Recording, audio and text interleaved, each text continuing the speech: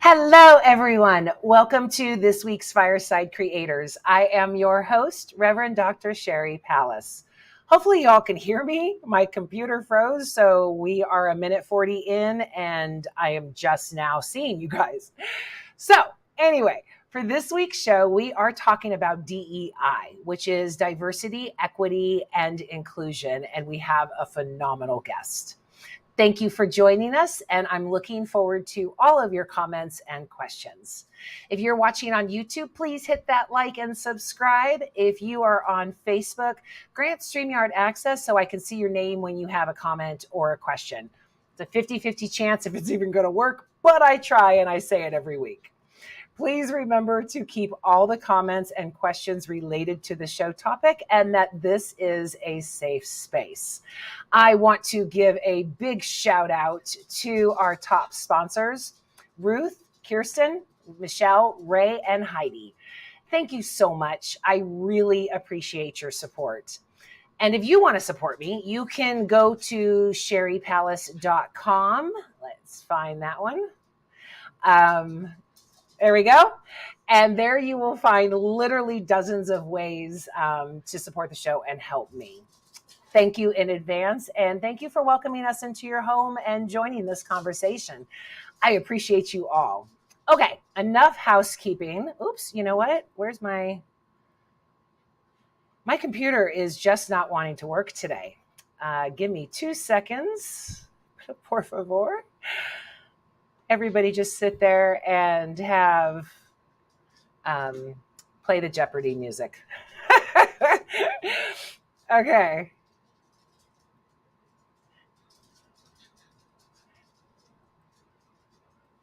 Let's see if it even comes up. Oh, there it is. Okay, it's not working. So I'm just going to continue. Okay, so, there we go. The beauty of a live show. Okay. Dr. Reverend Amantha Barbie has served as a senior pastor. What the heck is going on? Oh my God. Okay. We're just going to ignore that. I'm going to stop scaring there. Okay. Let's start over. Reverend Dr. Amantha Barbie has served as a senior pastor at 3 PCUSA congregations. She holds a BA from the University of North Carolina, Charlotte, a MDiv from the University Presbyterian Seminary, and a DMin from Columbia Theological Seminary. She was the recipient of the E.T. George Award for Excellence in Homiletics and Worship and the 2018 PCUSA Women of Faith. She served on the executive boards of the trustees for the Montreat Conference Center and President's Advisory Board for the Union Presbyterian Seminary. She is the past co-chair of a strategy team for Next Church, chair of Charlotte Clergy Coalition of Justice, and the General Assembly Committee for Ecumenical and Interreligious Relations, as well as a delegate to the WCC for the PSCU. Ms. Barbie has an extensive training in anti-racism and anti-bias models for people of faith and corporate America and is a professionally trained coach. Welcome, Amantha. Thank you, Sheri. Poor thing. I'm like, come on, technology. Come on, work. You know, at least my fire alarm isn't going off. At least, hello, everybody. Hello, David. Hi, Keith. You know, the beauty of a live show, I can't edit it. I can't, it's just out there. It's just real. Life is real. It's just out there. And the image that I created to show on this show is all over social media, so everybody can see it anyway. So I'm so glad that you're on the show. Thank you so much. I just want to tell a little bit of this story about how we met. Absolutely. I met Amantha at Wild Goose, and it started because I was actually enlisted to help find her RV spot. So I was walking along going, oh, there's a Barbie here. Isn't that interesting? And then just coincidentally, a couple days later, or maybe the next day, she was walking by and noticed our pool. And we started talking about the pool. I invited her in. She promised to come back. She didn't. That's okay. I love her anyway. But I mean, it was such an amazing friendship that was built just on pure coincidence, like the universe brought us together. So Absolutely. I'm really honored to have you on the show today, and to talk about this type of stuff. Yeah, it was an absolute universe thing. It was so hot out there. And Right? Sheri invited me to her pool, and I said, "Well, I'm actually filling mine." So I that's know. all we You could do had was your sit in own. the It's water okay. because it was so hot. I totally get that. So DEI. I want to open up the show with the pure dangers of diversity, inclusion, and equity. Um, it's dangerous, and we've known that it's been dangerous for thousands of years because it got Jesus killed. It got Martin Luther King killed. And now we have our politicians out there demonizing it, saying that it's actually a woke type of thing. And I don't know what is more like Jesus than DEI. What I mean, I was joking with you backstage saying this was going to be a 2-minute show. Embrace DEI, be like Jesus. We're done. But what do you? I mean, it just drives me crazy that this is, I mean, it was all over the news this weekend that evangelical congregants are approaching their pastors saying that they have a problem because they're seeing Jesus as woke. Um, and it's just terrifying to me. It's like, that's Jesus. That's Jesus. Talk to me I'm about this like you, Sheri. insanity. It drives me insane.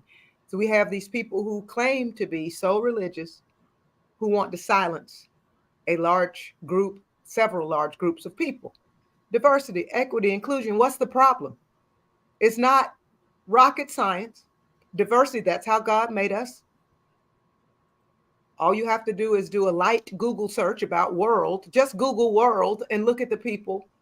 This is how God made us. I And mean, not even just humanity, the diversity across this planet is, I mean, we haven't even discovered all that this planet has. no, So to say that, again, that we know it all or to be exclusive, I just go back to the Samaritan, the Beatitudes. I mean, it's just, like I said, it's just astounding to me that there would be fear around this. well, it's about power. Let's just break it Mm. down to in our 2 minute show here. It's about power. If we can't appreciate diversity, if we can't appreciate equity, if we can't appreciate that all people are included by our birthright, what really is the point? It's how we were created to be. And if we were all the same, how boring would it be? It's Yeah. about power. So if I don't look like you, if I don't have the same religion as you, or no religion at all, if I come from a different part of the country or the world, there's something wrong. And I'm not Yeah. sure how we got to that point. I mean, the tribal tendencies and the fear associated with it. Um, I mean, the only thing that comes to mind that, even in doing this show was this is not a dog whistle, this is a bullhorn, and this is just the new terminology of the KKK. There's no other way around to say that it's not. Mhm. I mean, DeSantis is there saying it's woke. We can argue about being woke. We can say, some people, whatever. Who defines woke? Exactly. Right. And most of the people railing against woke can't define it. And I did a show on being woke. It means watch your back. So, but we can, that can be debated too. But to say that you're against diversity, equity, and inclusion, it must be a breakdown of understanding the words. Is the best. I mean, I'm always trying to give people the benefit of the doubt. So the only benefit of the doubt that I can give someone with this is if we don't understand the words. So let's break it down Let's break it according down. to the acronym. Diversity. What do you say diversity is? An array of people, um, based on background or lifestyle, and I do not mean LGBTQIA lifestyle. Your lifestyle may be different than mine. Race, religion, Everything, abilities, right? abilities, uh, Yeah. family of origin, and sexual orientation, diversity, Financial, financial, educational. educational. I mean, it's really everything, and maybe this is the problem. It's everything that is not general Caucasian without any issues, right? Right, I right, right. How mean, am I and even different? How man, am I right? different? How am I different? Yeah. And then from what? From who? So diversity is really just difference, Yeah. and it doesn't include say political persuasions of differences, because those are choices, right? Hmm. Diversity would be things that people don't choose, Okay. Right. Right. right? And in some cases, depending upon the subject, it can be what we choose, but because religion actually is Okay. a choice. Well, and even religion, we're usually born into it. Yeah, but some of us are born into things, Sheri, that we don't That's stick true. with. That's true. Okay. Okay. So religion would be the one example where it wouldn't, that would be a choice, but Hmm. it would be race, sex, origins, national origins, Hmm. Gender, anything that. What's that? gender. Yeah. Yeah. So it's everybody should play nice in the sandbox. And this has been since kindergarten, people. Right. Not one time did Sheri ask me to her pool, and she says, "Well, since you're black and female, I'm going to have you in my pool." That didn't come up. No, no, no. It was, We're you look hot. Get your feet in here. Come sit exactly and talk to me. that's what it was about. Yeah. Well, and we don't even want to talk about racism in pools No. and the history of that. Yeah. Okay, so equity. Equity is another big one because people don't understand that they attribute it to equality, and equity is not equality. Can you explain that to us? I I think the definition tends to lean into what is fair, but I always Okay. did stop there and say who then gets to decide what is fair and what is not. Okay. I always think of that meme that goes around social media of the kids looking at the baseball field. Hmm. Hmm. And yeah, and so, some are taller, some are shorter, some the vision is blocked. So as long as everybody can see, then that would be equity. Right. Equality would say, well, you have to be as tall as the person to be able to see over it, or you'll just grow up and you'll be that way, right? That's the Right. difference between equity and equality. Yeah. Go get you a box to stand on. Yeah, yeah, as opposed to there being one. Right. And it's again, I think we tend to lean into what's fair or impartial, but we always have to stop and ask the question, who gets to define that? And we know the answer to that. It's Oh, again about power. yeah, So when you're looking at the kids on the block, we don't get to a point of equity until everybody's at the same level. But we have to respect and honor what happened before then to make sure the kid that was only 3 feet tall could see the same thing as the kid that was 5'8". And we have to consider the steps. And everybody's not created 5'8". So what do you have to do to get to where you can see over the fence? And those fences show up in every aspect of our lives.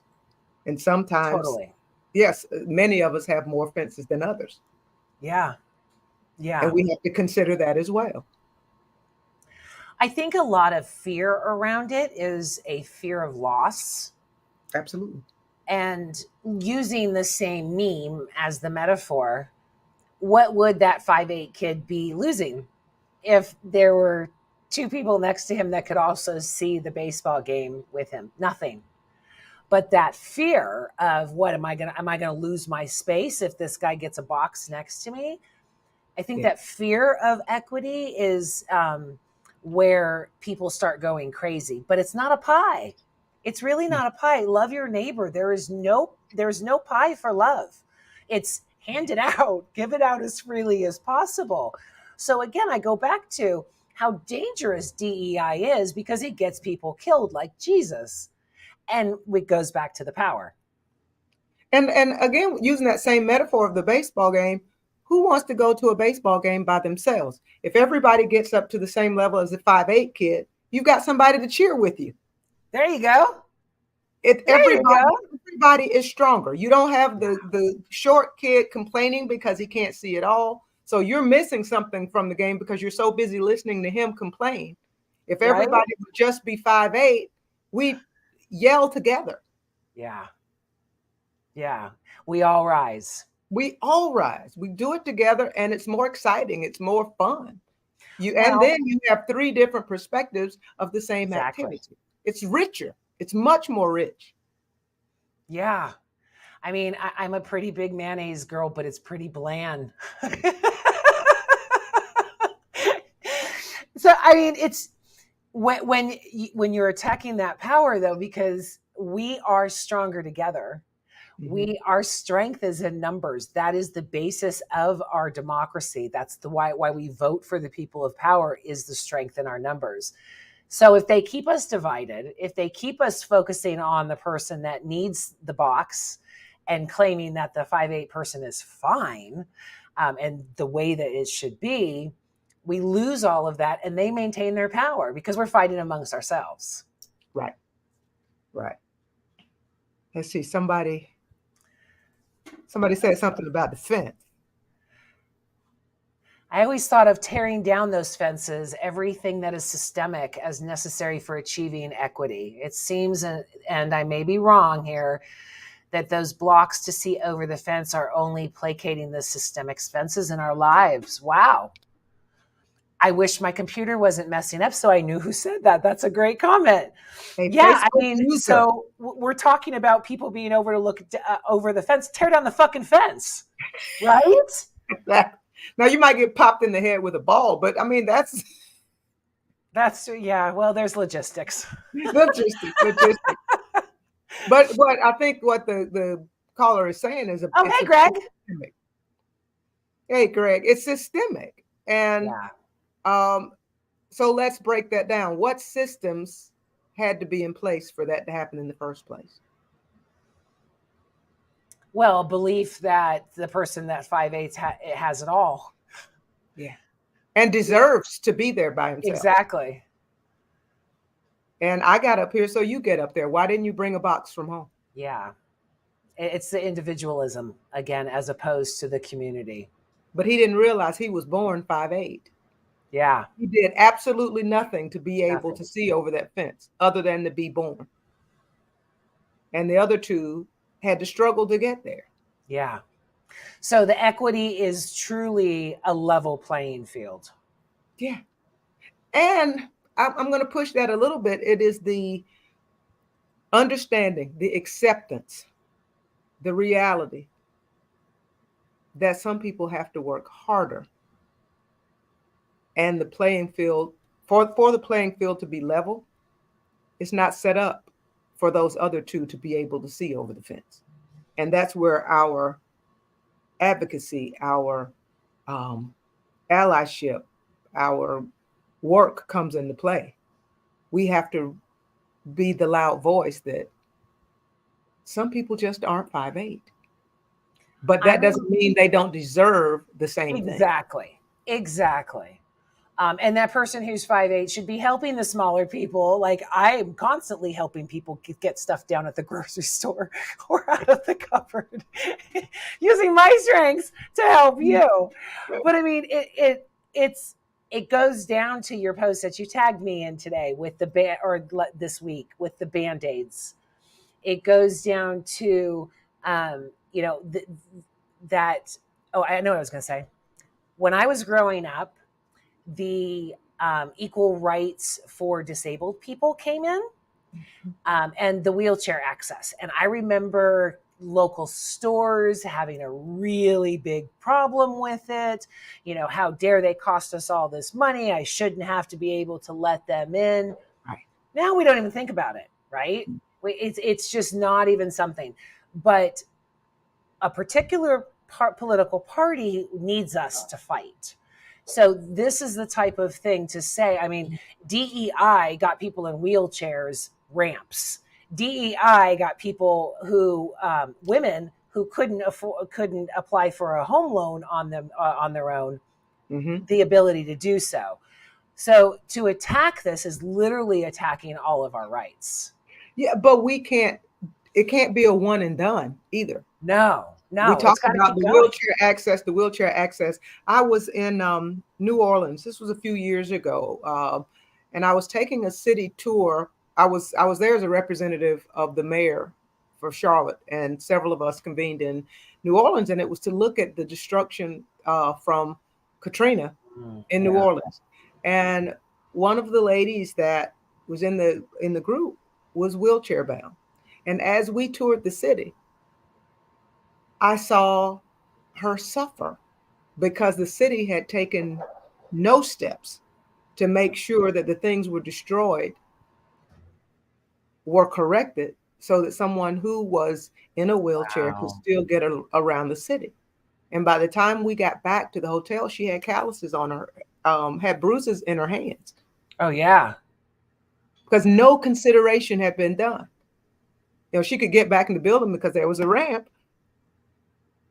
but when they were I mean, but fixing, even going, she would have been fortunate to even get out because of the wheelchair. I mean, I saw people walking out of Katrina, you know, before it hit and all of those things. So again, it goes back to love your neighbor. We always forget about the hundreds of commandments in the Bible that talk about do not, you know, put a stumbling stone in front of your neighbor. Do not, you know, put a fence around a flat roof. These are in the Bible to make sure that you take care of your neighbor. And these are the type of things that do so. yeah, and we are notorious for cherry picking the Bible. Let's pick those things that make us feel good or make us Yeah. feel real comfortable about our 5'8".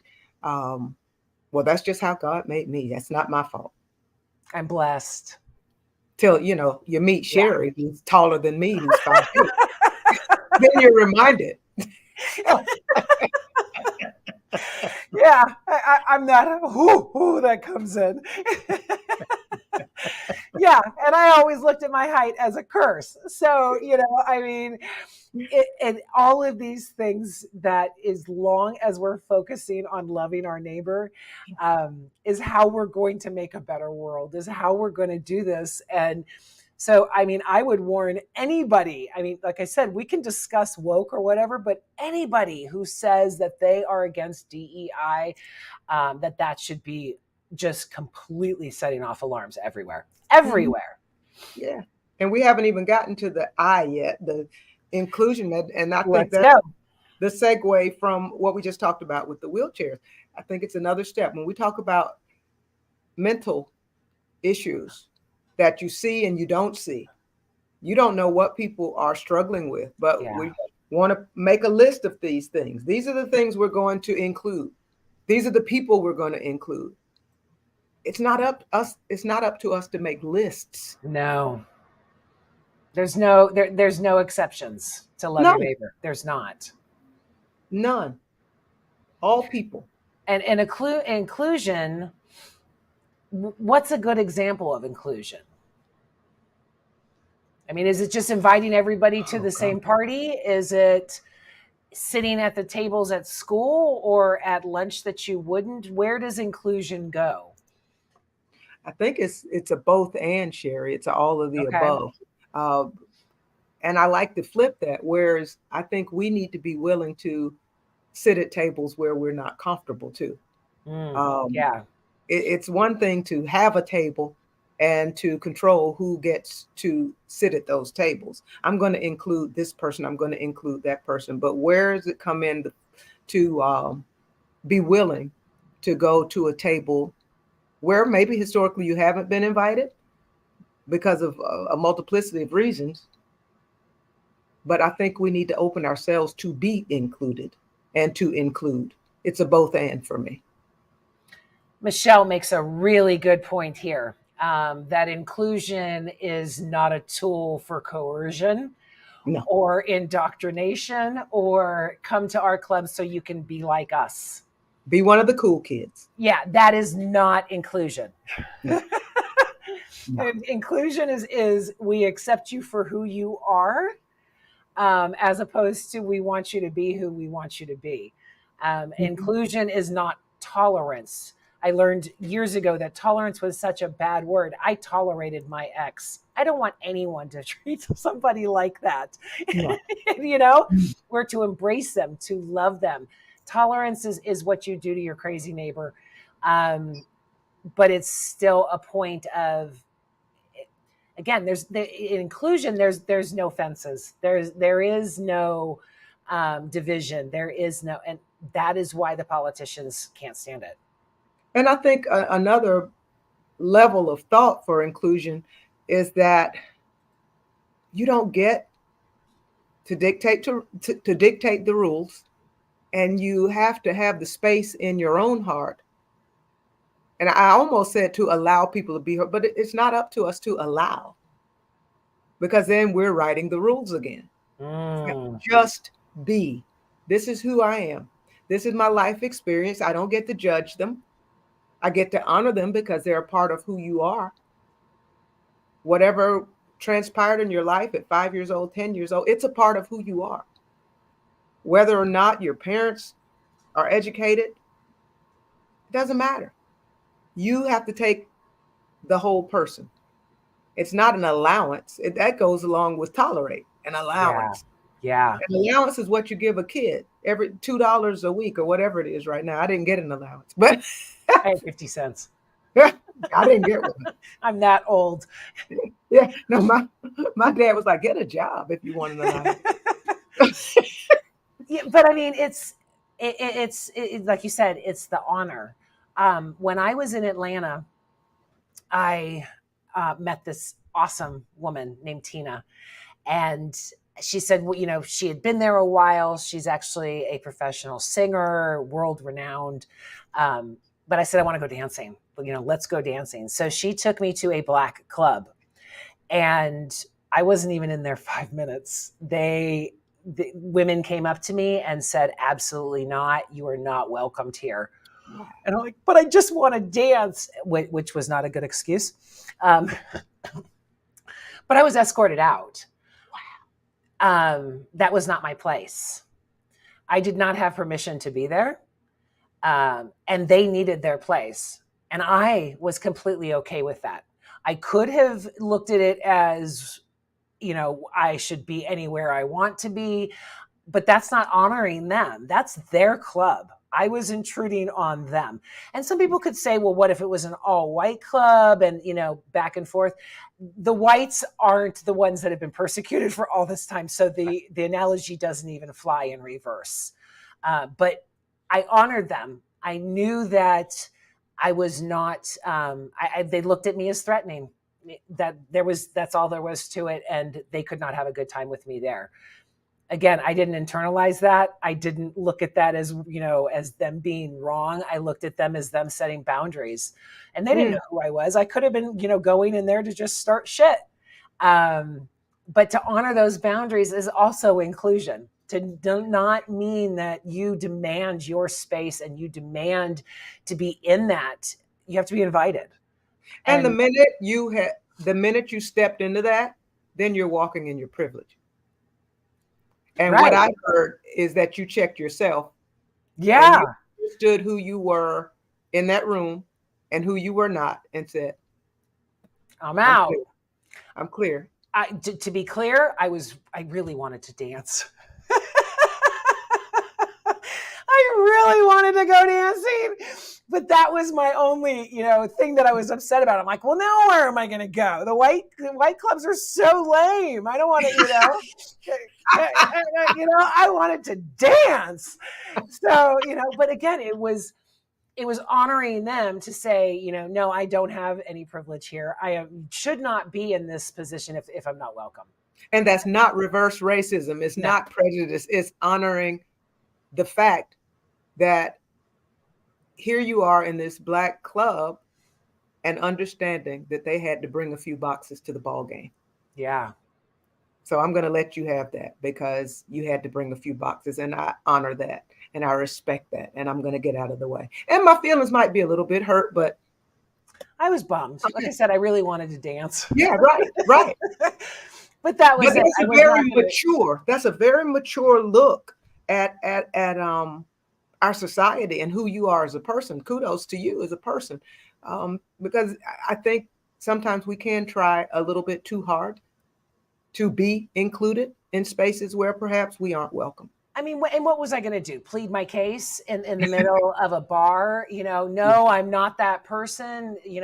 That's what that person would say. Mm-hmm. Me saying I'm not that person, please let me in here, saying I do have privilege, you should let me. There was literally nothing I could say that wouldn't make me be in a privileged situation. So It was like, okay, again, this is not my space. I'm not welcome here. If I'm not welcome here, I don't want to ruin anyone's time. I'll go find another space. But I think that was a lot of honor, because again, I could have pushed my way in there. I could have been the typical white chick and been a total bitch about the whole thing, but that wouldn't have been inclusion. No. And again, it's honoring people where they are and understanding as best you can what got them to that point. Yeah. One of the big conversations in most churches is why is at 11 o'clock on Sunday morning everything is so segregated. Why are we not included in Black services? Why are we not included in white services? Well, when you say that, or when you live out of that, guess what? The Latinx and Asian folks in your congregation are silenced and ignored. When you talk about inclusion, we are so polarized in this country that the diversity on which the country Constitution is ironically written, we silence people all day, every day. By continuing this Black and white war, we silence people. So when we come into a church situation, well, I don't know why we don't have white members. Well, they don't feel welcome because it's that safe space. I don't know the white churches. I don't know why Black people don't want to come to church here. Not a safe space. Preaching. Wait, what you preaching, what you teaching, I mean, I need a place. I put up with these microaggressions all freaking week. I don't want to do it on Sunday too. Yeah. And again, if it's not inclusive, it's not following Jesus. No. Here Jesus stands at the well with this woman. He had no business talking to her. A woman from another tribe. Yeah. I mean, just the fact that she was a woman was a big deal. Mm-hmm. She had 5 husbands, or just by cultural norms, a mess. Yeah. But he said, no, you're a human being and I see you. And there is where we could spend some time to share, really about seeing people. People cannot be invisible. When you say, I see you, I see the struggles, I see the opportunities, I see, seeing can also be hearing. I hear what you're saying. I hear the pains you walk through every single day that I don't have to be aware of. You mentioned my Band-Aids earlier. I had a friend from college, and we were very close in college. I was a music major. We sang together. And she said, I never thought about the fact that all Band-Aids were my color. So, and thank you. I didn't have, and she said, I didn't have to think about that. Yeah. And that got me on a whole, and someone even posted on that thread, ace bandages, underwear. The whole bra thing really got me. It was, I mean, because I knew about Band-Aids, I knew about, those types of things, but it was the bras. I was like, oh my God, that's right. I have never seen a black skin tone bra. It's black, Yes. Beige. tan, beige for skin tone, and white. Mm-hmm. That was just like it's. This is why that they don't want us having these conversations. This is why they don't, they're DEI bad, Yeah. because if we do join together, I mean, I bring this up on a regular basis because I'm still dealing with it. But my friend Steve Slocum said that we're just ants. We're just ants. And I was really offended by that. And then as I started to process it, I'm like, no, ants are better than us. They cooperate more. They work together They better. get things done. They get things done They because get they things know their done. roles. They honor each other. They say, you handle this, you handle that.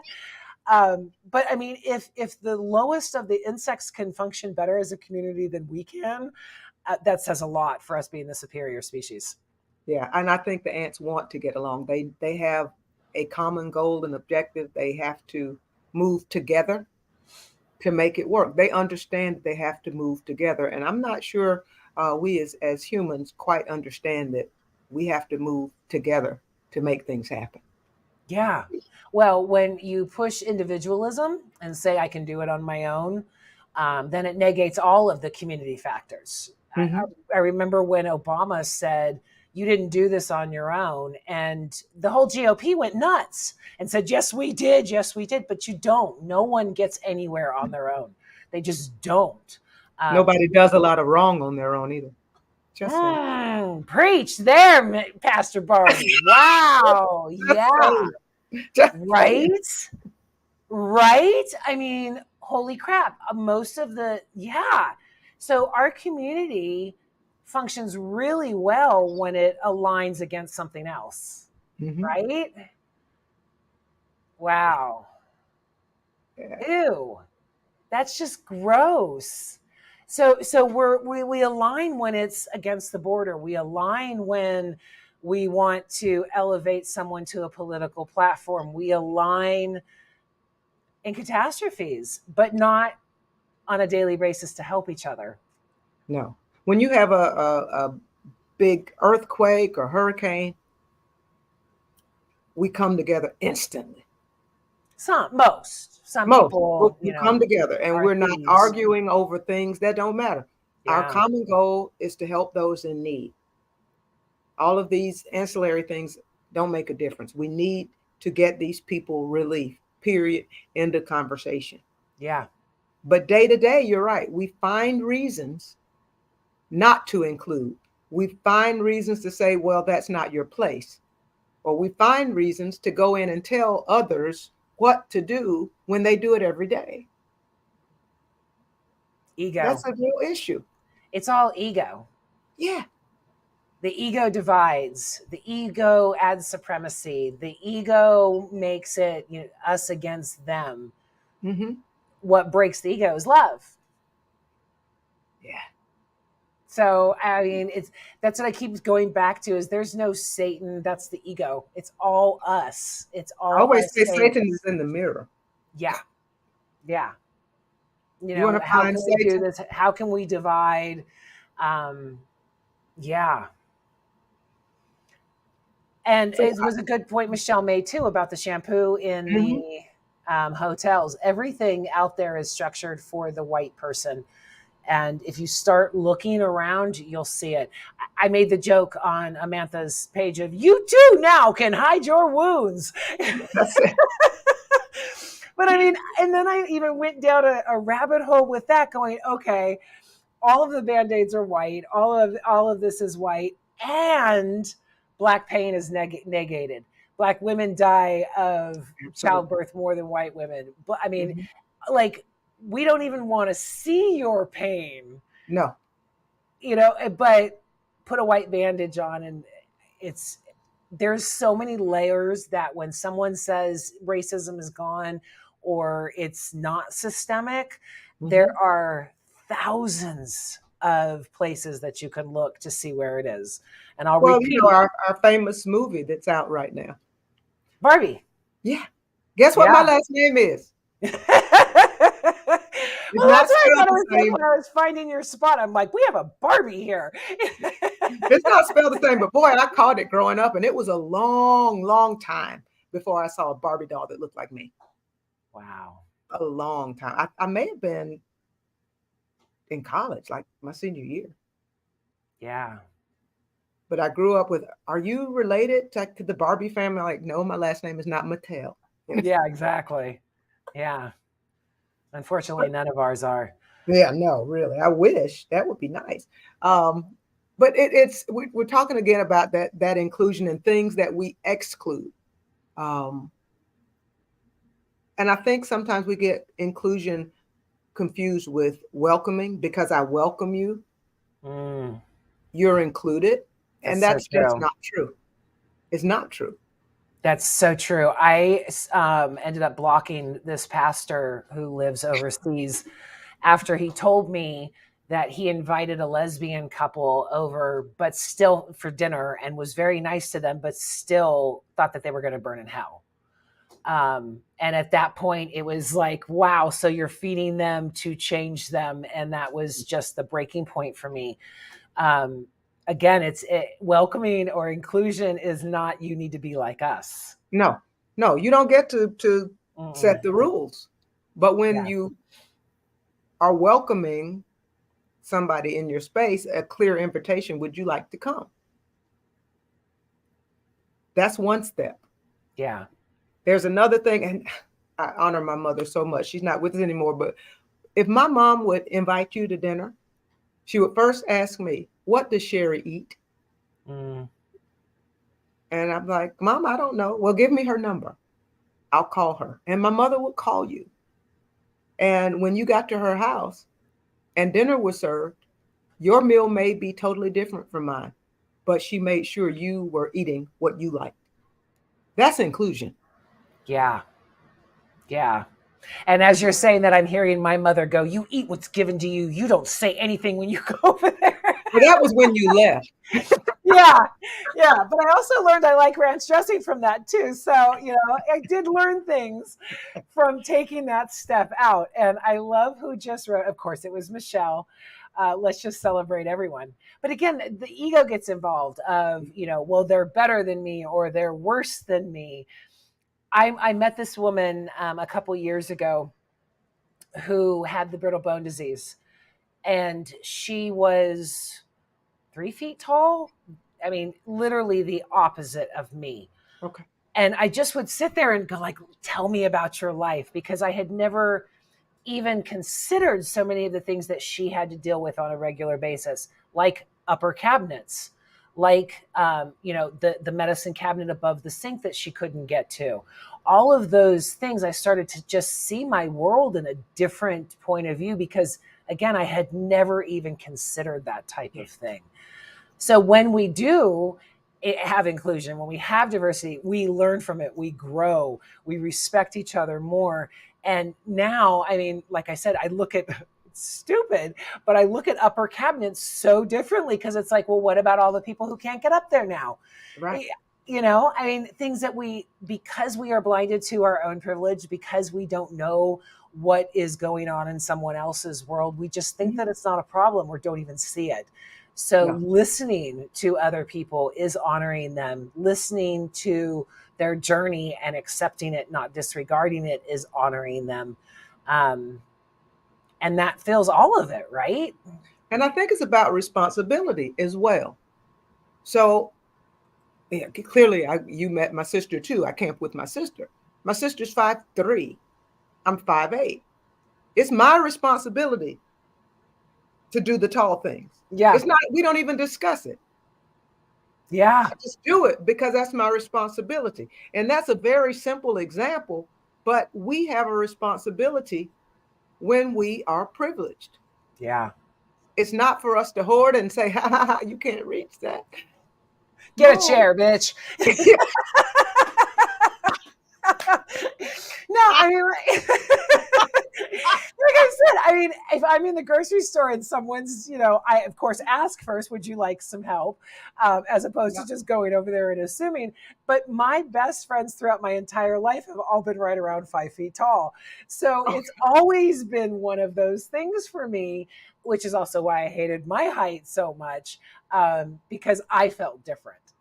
I was the one that was different. I was this, head above the head, the floating head in the crowd that would go through. So what some people look to as my privilege, I look to as a curse. Right. But again, if I was actually honored for that, I would have been able to honor myself for that too. Mm-hmm. So that is a circle. But I think you brought up a great point too, when you said you asked the person with the brittle bones, tell me about what it's like for you. Yeah. You didn't make assumptions. Oh, I bet you can't do this. I bet you can't. No, you said, tell me about it. That gives people freedom to express themselves. We tend to put words in people's mouths. Let people get out of the way. I shouldn't use the word let. There you go. Just get out of the way. Know your role. Know your role and learn.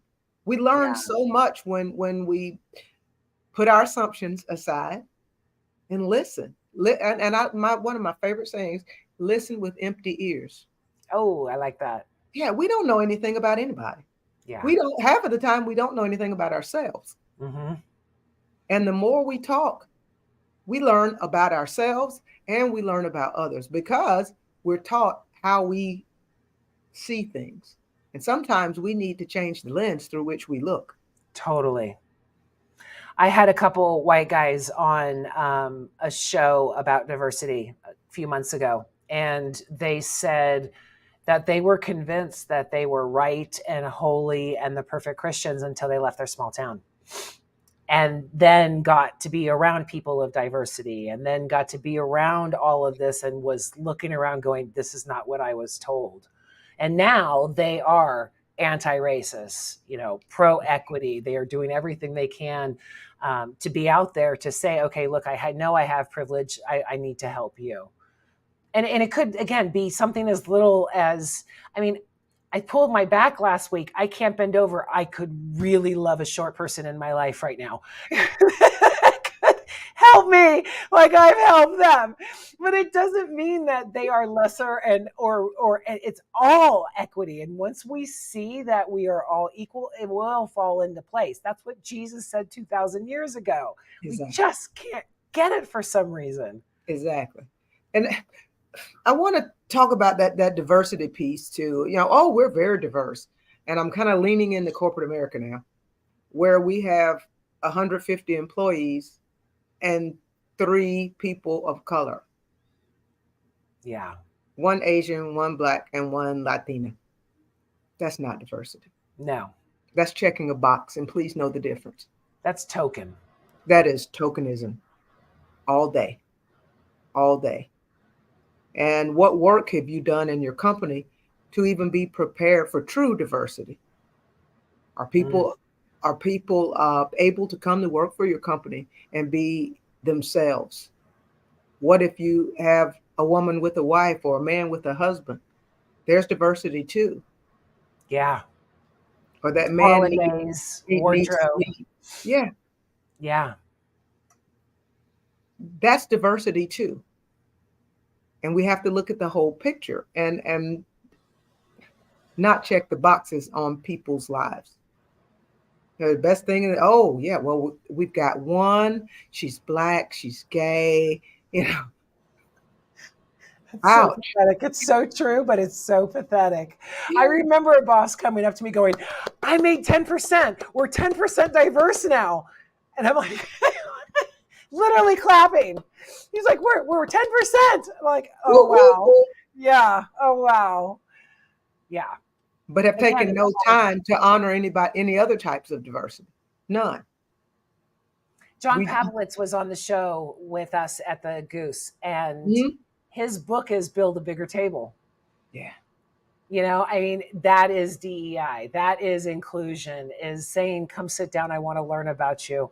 But a lot of us are so focused on ourselves and approach that situation as, let me tell you about me. Exactly. I want you to think I'm a cool kid. Yeah. Again, that's why I didn't say anything in the bar, because everything I would have said would have made me the person that I didn't want to be. Any justification I gave of really, I just want to, anything, I would have been, no, I'm not that person. Self-awareness. Yeah. And I do believe there's many of us that don't realize who we are. Oh, yeah. And in some rooms, at some point, we all kind of have some type of privilege. Understand who you are in that room.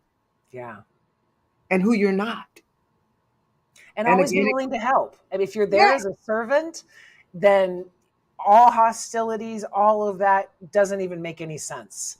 Mm-hmm. If you're there to serve your neighbor, if you're there to serve your sister or your brother, then there is no power struggle. No. And I may do things a little differently than you, but I get it done. And that's So awesome, because that give me new ways to learn. exactly. If you pull your knowledge with my knowledge and put them together, yeah, there are no holds on anything. But again, it's about power and control. I've always done it this way. So this is the way we're going to conduct the meeting. These are the things we're going to talk about. And these are the action steps. Get on the bus or get run over by it. Yeah.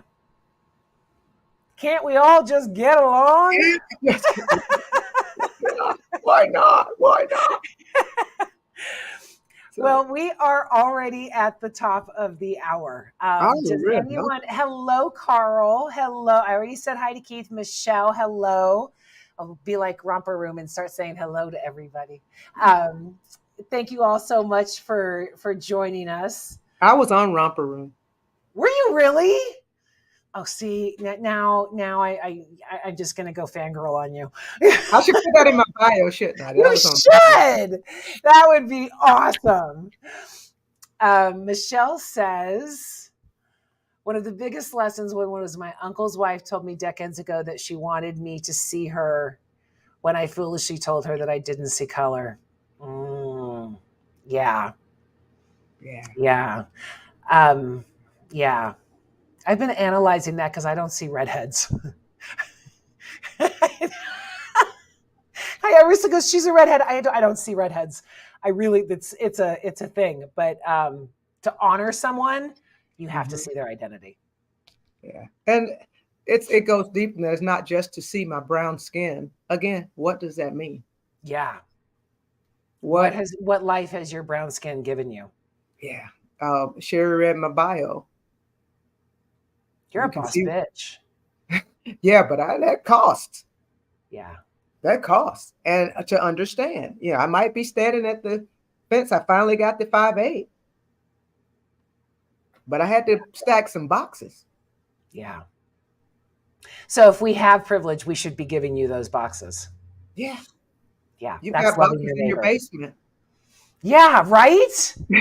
Not even being used. Not even being used. Oh my God, what another great analogy. We're hoarders of the boxes we don't even use that we could be giving to loving our neighbor. Exactly. Wow. Well, you definitely dropped some truth bombs on this show today. Any final thoughts, and where can people find you?